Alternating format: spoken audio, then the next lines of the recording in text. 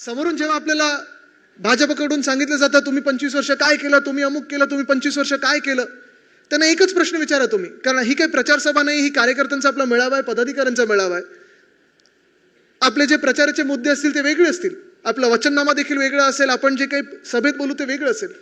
पण प्रचारात तुम्ही फिरत असताना, तुम्ही घरोघरी जात असताना, प्रत्येकाच्या दारी जात असताना जर तुम्हाला कोणी भाजपला समोर आलं आणि तुम्हाला विचारायला लागेल की तुम्ही 25 वर्ष सत्तेत होतात, तुम्ही काय केलं, 25 वर्ष तुमचं मुंबईला योगदान काय, 25 वर्ष अमुक आणि 25 वर्ष तमुक, आणि आपली शिवीगाळ सुरू केली त्यांनी, हात जोडा आणि त्यांना नुसतं एवढंच विचारा की ठीक आहे 25 वर्ष आम्ही काहीच केलं नाही ना, मग त्या 25 वर्षातून 20 वर्ष तुम्ही आमच्यासोबत का खुर्च्या गरम करत बसले होतात? त्या दिवशी त्या फोटोजमध्ये काही काही ठराविक भाजपवाले दिसत होते. आता काय प्रॉब्लेम असा झालाय त्यांचा की सगळे जे खरी भाजपा होती, ज्या भाजपसोबत आपली युती होती, ते भाजपवालेच बिचारे आता गायब झालेत भाजपातून. जगातले सगळ्यात जास्ती भ्रष्टाचार करणारे जे लोक आहेत त्यांना सोबत घेऊन ठेवलेलं आहे, अवतीभोवती बसवलेलं आहे. पण जी खरी भारतीय जनता पार्टी होती, वाजपेयी साहेबांची असेल, अडवाणी साहेबांची असेल, मुंडे काका असतील, महाजन काका असतील, ह्यांची भाजपा दिसतच नाही.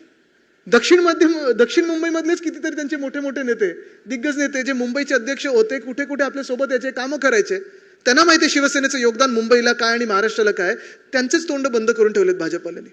आणि म्हणून जे कुणाल कामरा नेहमी बोलतो ना, जे पूर्ण सगळं काही शो झाल्यानंतर की इसमें मैंने गाली किसको दी, अगर आपको दी होगी तो पता कैसे चला की आप ही को दी है.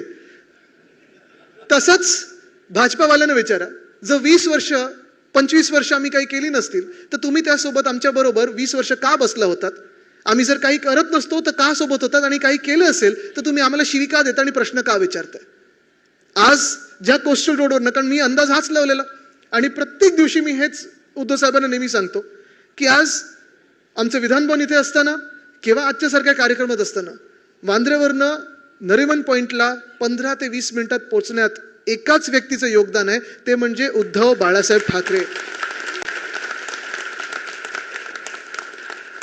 अर्थात सीलिंग पण जर आपलं सरकार असतं तर आपण सीलिंगच त्यावेळी केलं असतं. ते माझ्या आजोबांनी सुरू केलं, आपले वंदनीय हिंदू सम्राट बाळासाहेब ठाकरेंनी सुरू केलं. मुंबईत किती काय काय गोष्टी केल्यात मी, त्याची आता पुन्हा एकदा नाही तर परत एकदा काय होईल ते प्रेसवाल्यांना वाटेल इथे परत मी प्रेझेंटेशन सुरू केलं की काय. पण हे आपण अभिमानाने सांगण्याची गोष्ट आहे आणि हेच मी तुम्हाला सांगायला आलो इथे. बाकीची सभा आपण तर घेऊच, पण आज आपण सगळे जेव्हा एकत्र आलेलो आहोत, पक्ष म्हणून एकत्र आलेलो आहोत, अनेक इथे मला माहित नाही किती वॉर्डची ही सभा लावली आपण, किती वॉर्डचे मिळावं, किती वॉर्डच आहे त्याच्यात? दक्षिण मुंबई बरोबर आहे, म्हणजे किती? नाही मतदारसंघ किती? 15 आहेत. म्हणजे आपल्याला मुंबईत नशिबाने ते प्रभागचं गोंधळ नाही जसं बाकीच्या शहरांमध्ये. मुंबईत आपल्याला एका वॉर्डासाठी एकच नगरसेवक आहे, बरोबर आहे. म्हणजे किती नगरसेवक आले पाहिजेत? 15. म्हणजे आपले उमेदवार किती असतील? 15. इच्छुक किती आहेत?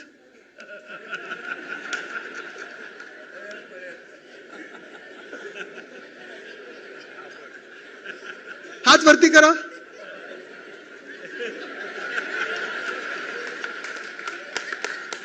मी पाहिलेलं नाही,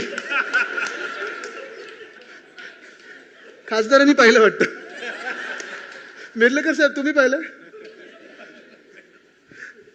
बघा, हेच मला सगळ्या शाखेमध्ये जाऊन सांगायचं आहे, कारण हे महत्वाचे दिवस असतात. काय असतं की 5 वर्ष, आणि ह्या क्षणासाठी तर आपण गेले 5 वर्ष झगडत आलेलो आहोत की मुंबई महानगरपालिकेची निवडणूक लावा लावा लावा. कारण एक एक गोष्टी आपल्या मुंबईतून बाहेर नेतात, आपल्या हातातून नेत आहेत, मुंबईकरांच्या हातातून खेचून घेत आहेत. आणि आत्ता ही लढाई आहे, ही फार महत्वाची लढाई आहे. ही संधी ही सोडता कामा नये आपण, ही संधी गमावता कामा नये आपण.